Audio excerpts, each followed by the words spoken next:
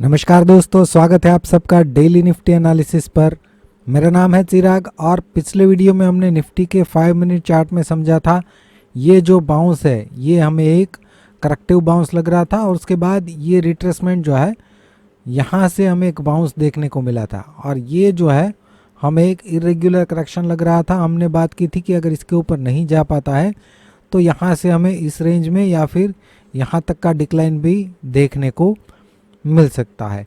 लेकिन यहाँ पे निफ्टी में गैप अप ओपनिंग हमें देखने को मिला 61% के ऊपर ही इसने सस्टेन किया और यहाँ से ये ऊपर ही ट्रेड करता रहा, राइट। हालांकि शार्प बाउंस नहीं था लेकिन ऊपर ही ट्रेड करता रहा।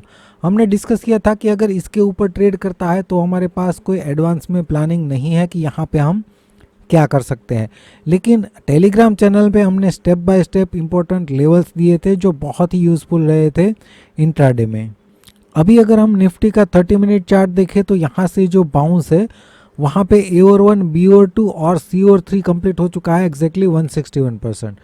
यहाँ पे अगर 4 कंप्लीट हुआ है तो फिफ्थ का अगर हम प्रोजेक्शन निकाले तो ये 38 मिनिमम प्रोजेक्शन है 20,253, ये अब तक अचीव नहीं हुआ है। ये वेव 5 का प्रोग्रेस है उसको हम देखते हैं स्मॉलर टाइम फ्रेम में। यहाँ पे अगर हम देखें तो ये 1 और 2 के बाद ये हमने लाइव मार्केट में ही अपडेट दे दिया था। काउंटिंग जो है वो यहाँ से 1, 2, 3, 4 और फिफ्थ जो है वो यहाँ पे कंप्लीट हो चुका है, यानी कि वेव 3 यहाँ से जो शुरू हुआ है वो कंप्लीट हुआ है।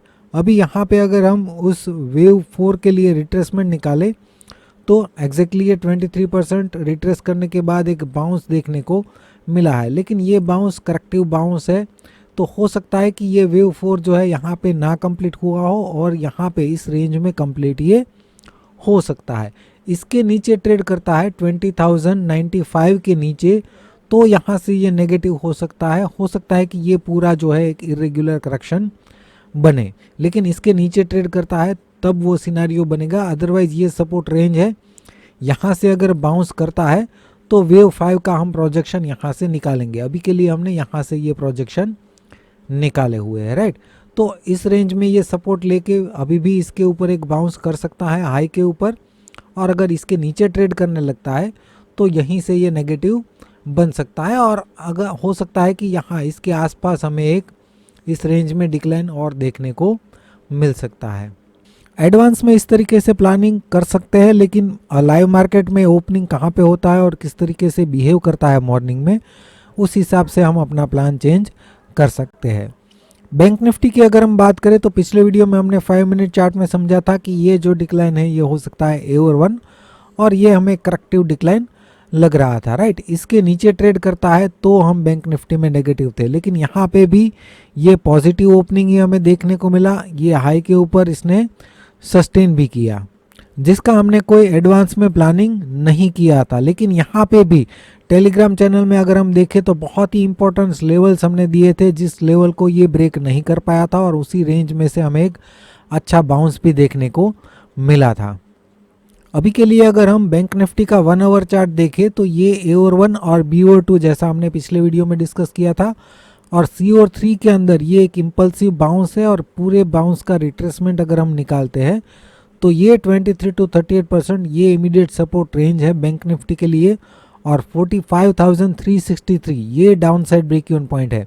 इसके नीचे ट्रेड करता है तो बैंक निफ्टी नेगेटिव बन सकता है। जो हम सोच रहे थे कि ये करेक्टिव बाउंस हो सकता है वो अब इसके नीचे ट्रेड करता है तो ही हम मान सकते हैं, अदरवाइज हो सकता है कि ये सी और 3 प्रोग्रेस में है और ये ऊपर ट्रेड कर सकता है। इसके नीचे ट्रेड करता है मतलब कि पहले तो इस रेंज में एक शार्प डिक्लाइन आना चाहिए तो वो सिनेरियो हम देखेंगे कि इसके नीचे ट्रेड करता है तो ये नेगेटिव बन सकता है।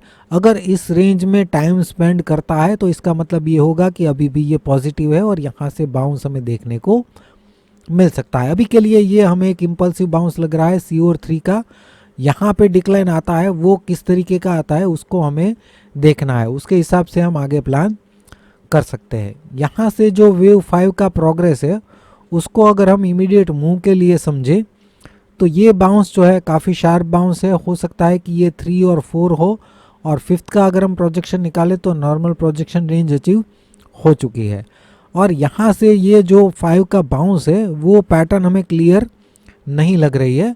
फिर भी अगर हम इसका रिट्रेसमेंट निकालें इस पूरे बाउंस का, तो इसको हम इमीडिएट सपोर्ट रेंज बोल सकते हैं और इसको down side break even point 45,924 इसके नीचे ट्रेड करता है तो फिर इस रेंज में डिक्लाइन पॉसिबल है और ये down side break even point है, राइट।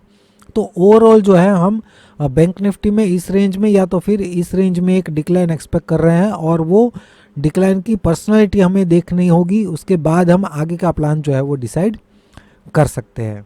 निफ्टी और बैंक निफ्टी में फ्रेंड्स आज के वीडियो में बस इतना ही। वीडियो देखने के लिए आपका बहुत बहुत शुक्रिया, धन्यवाद।